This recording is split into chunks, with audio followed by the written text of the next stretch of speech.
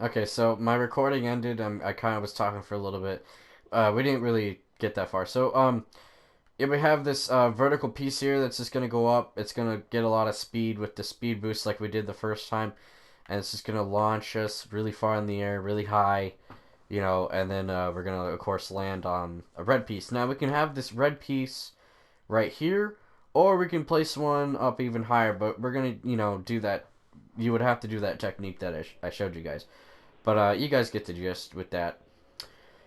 Um, oh boy. So I guess we should get into oh man, there's a lot of stuff that's I can show you guys. I know a lot of different techniques. I've already showed you guys a lot of the basic sort of track building stuff that to make things a lot smoother, make loop-de-loops, better jumps.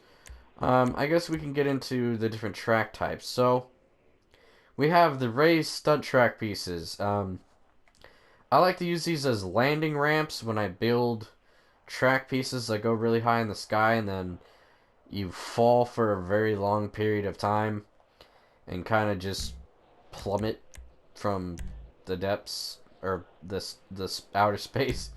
So we're gonna go ahead and I'm gonna show you guys some of my tracks that I've actually made and kind of give you guys some visual stuff here with things that I've done. So we're gonna go ahead, load creation, published.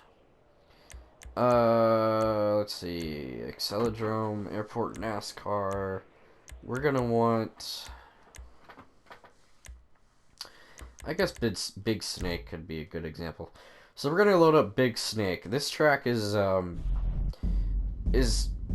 isn't one of my popular tracks, but it's a track that I've used to make, or it's a track that I have made that has some stuff that I want to show you guys that I've kind of learned some techniques and stuff. So this is Big Snake. Now this course uses a lot of different techniques that I've learned over the years making tracks, and this one is probably filled with a lot of the track styles or track techniques that I like to use.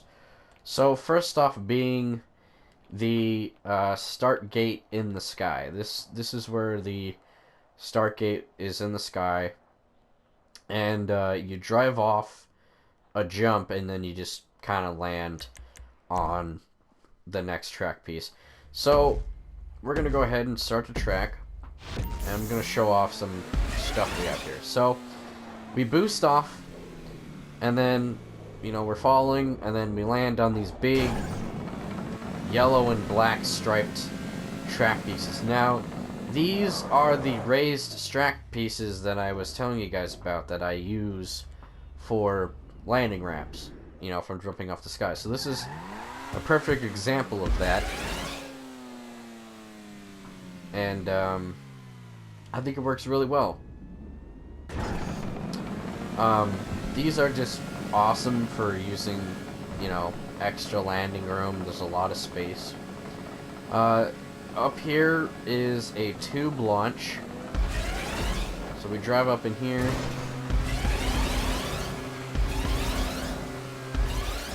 Get some speed, and then we just get, launched. I'll have to show you guys how to make those. They're pretty simple. So what we just landed on is a really poor version of a landing spot, but that's just because this white track is kind of up a little bit, which isn't too bad.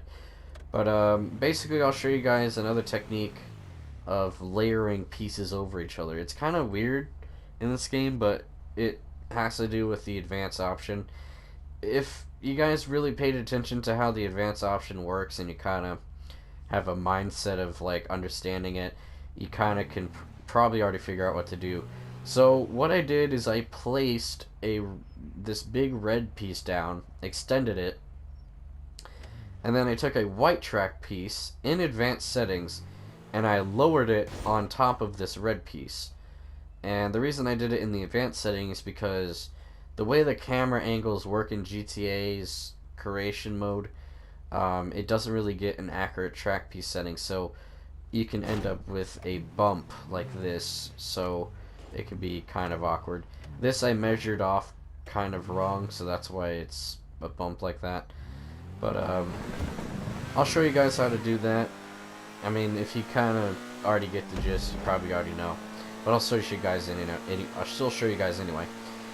This is a um, I never really came up with a name for these. I put these in a lot of my tracks. You basically just go up, turn, and then you go down, or you come down and then corner through one of these. It's essentially a big U-turn, but they're always fun to make. And now we're going to go ahead and jump into the snake. Now this is a complicated sort of track layout that I'm going to be showing off here.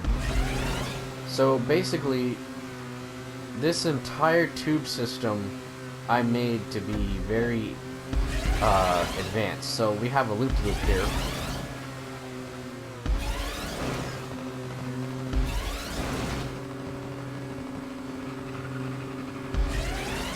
Now, that loop-de-loop isn't too difficult to make, but it can be a little challenging for beginners. I struggled doing it for a while, but I finally figured it out. Basically, you want to make sure you have the right amount of boost set up in a certain spot, as well as the fact that you want everybody to be driving really fast cars. It can get really chaotic inside of these tunnel loops because the cars get really close to each other in the tunnels. So making loops like this can be kind of risky and kind of it kind of can hurt the likeness of the track if it's kind of messed up like that. One thing that I don't like about this track that I did mess up on is I added an immediate turn right after this straightaway, so a lot of people, their camera gets locked in a shitty position and they'll be thrown into a corner and, you know, they might spin out or they can't see.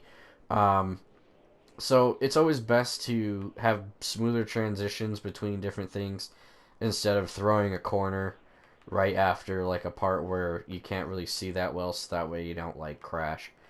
Another thing another thing that I do want to mention is it's good to have better transitions between spirals. So as you can see right here, I made it to where you would come around here, it was a straightaway, and then you would turn, and then there was a straightaway, you would go up, and then you would turn, and then a straightaway, you would turn. You can make constant spirals where it spirals a lot tighter, kind of like how it is over here, where how we jumped in, we just started spiraling. The problem with this though is if you're spiraling a tunnel in one direction, don't automatically, like, let's say this black piece is the straight spot, don't automatically switch the turn to where, like, see how we're going in and we're going left, and then it gets to, like, the straightaway.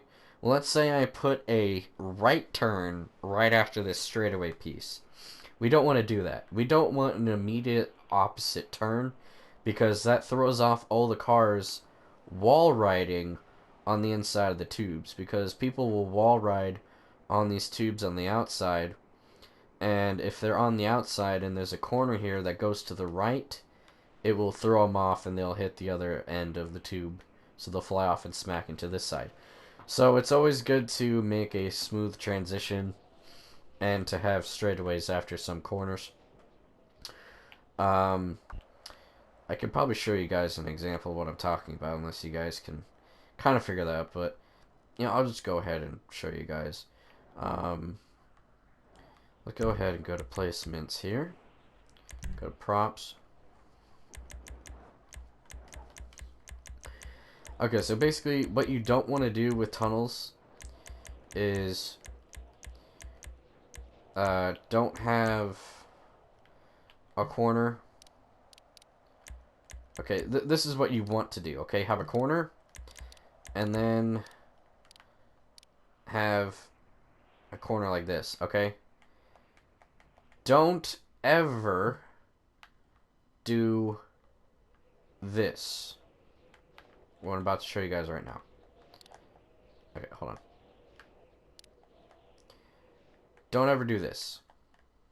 Okay, this isn't a good way to transition between corners because it creates an issue with speed, as well as the fact that cars are going to be riding the outside of a corner through these tunnels.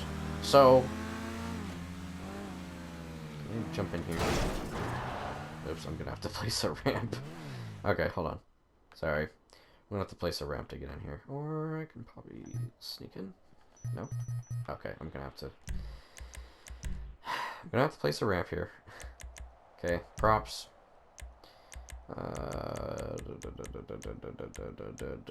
Ramps. Okay. Okay, so just bear with me.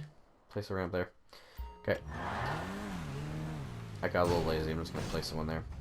Okay, so let's say we're going in this tube real fast. Okay, we're gonna be riding the wall like this, right? We're gonna be coming in, and you see how nice and smooth this is. Now we're gonna ride the outside here, and there's immediate turn. See what that does? That creates a problem. Now, of course, you can make it to where, you know, people are going slow through a transition like that, to where it's like that, and it's nice and smooth. But when you have a situation when you're going real fast, and, you know, you have these cars driving on these walls to gain speed, you know, you're not going to have the best transition unless you know the track very well, and that's where it can create an issue. But even then, when it comes to this sort of thing, people are going to have a harder time transitioning between corners like that. So you definitely want to add a straightaway between different turns, so that way it makes a smoother transition. So that is a tube trick that I've learned throughout the years that helps a lot when building tracks to feel more fun and less frustrating. Inclines, you always want to add boosters. No matter what, the cars cannot go up hills without them. I know I kind of explained this earlier, but I'm going to show a better example of this. So, we're going to go up this without boosters. As you can see, we're slowing down. It is not good to not have these without boosters. You want boosters. Okay, so now we're going to get on the boosters.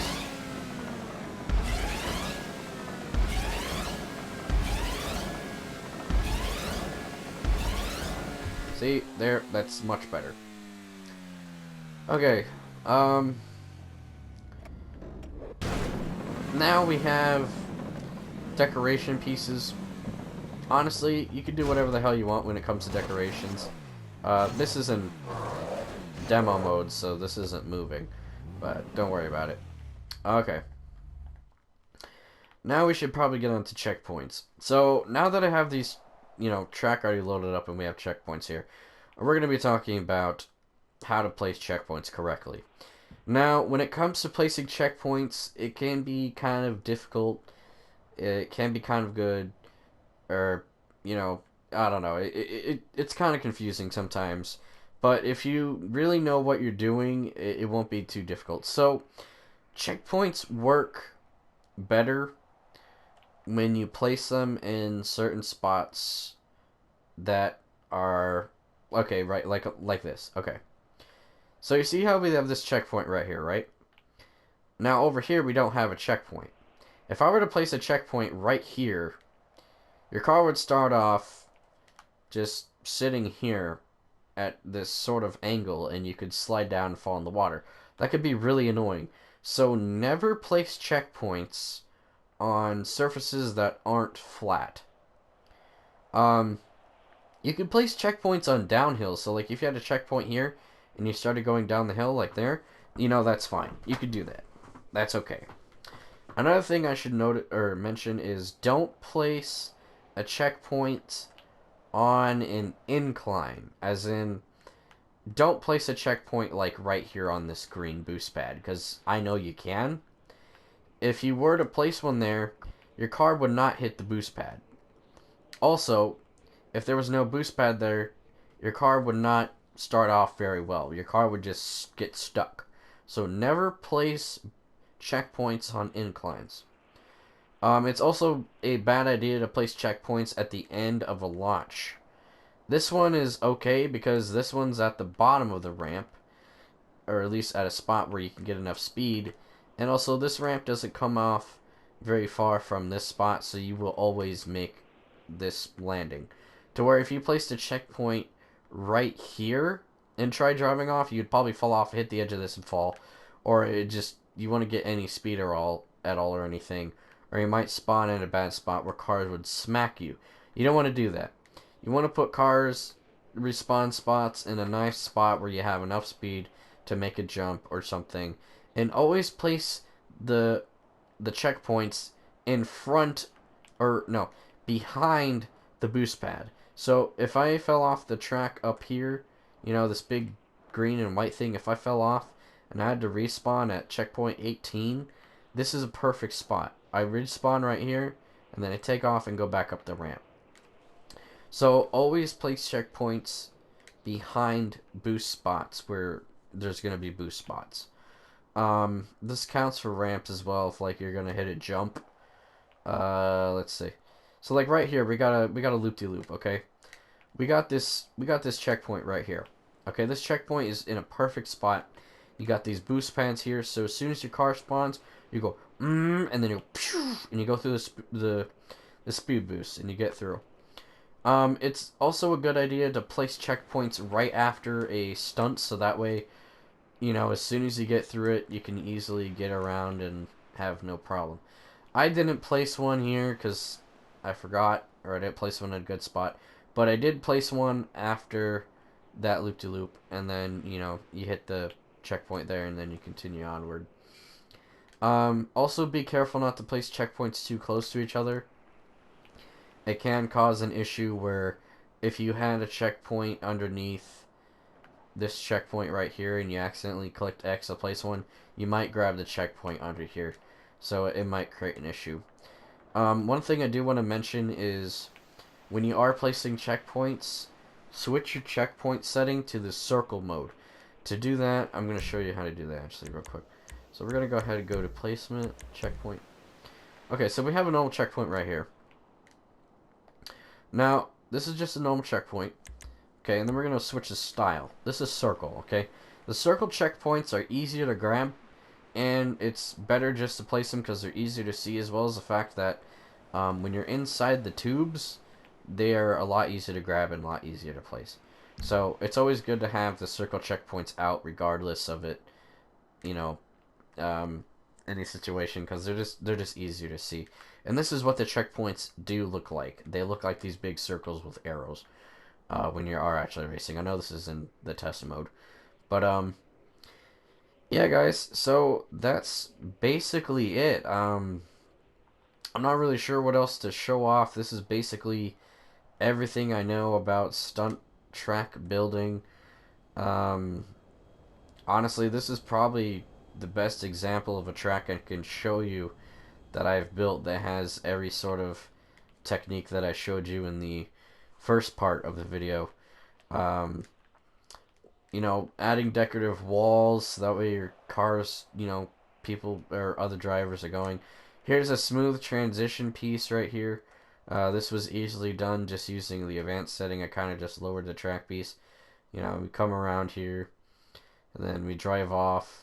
We have a nice flat surface here that connects us back to the start gate, and you know, it's just a really nice circuit track here that we have here to show off to you guys, to basically you know, show you how to build a really nice track. So that's basically it, guys. I guess we should get into how to test your track and everything. I will say, if you ever change, like, let's say I built this track, right? Okay, and I went ahead and placed something or moved something after I got something, you know, set up. Like, let's say, oh, whoops, I accidentally placed a ramp right here, okay? You know, let's say I accidentally placed that there, and I need to delete it, okay? And this was after I tested my track. If you have touched anything or changed anything, you will have to test the race again. But here's the good thing. you only need to go around the track one single time. Now, once you've gone around the track one single time, go ahead and push down on D-pad, hit exit, and of course, this little red triangle here with the exclamation point, that will disappear after you've done the track test at least one time. Now, of course, if you add anything or change anything to the track, according to placements like props or pickups, you know, it will automatically make you test the track again. So just forewarning, if you hate dealing with that sort of thing. But once you get the track tested, you'll be able to save and publish. This is a track I already uploaded and published, so that's why it says update version. But it will say save and publish, and you'll be able to access your track and everything. So that's that. I might do another stunt video later to go on to like decorations and how to do like crazy looking stuff to make your tracks like really nice and decorative. But that's gonna be it for now. Sorry that I had to make this a two-part thing. The stunt track building stuff takes a lot of time, as well as the fact of having to explain everything. This entire video has been non-scripted, so I just want to thank you guys so much for watching, and I hope these videos helped you out. Please check out part 1 if you clicked on this video. This is part 2, obviously. So, yeah, guys, thanks for watching, and I'll see you guys later.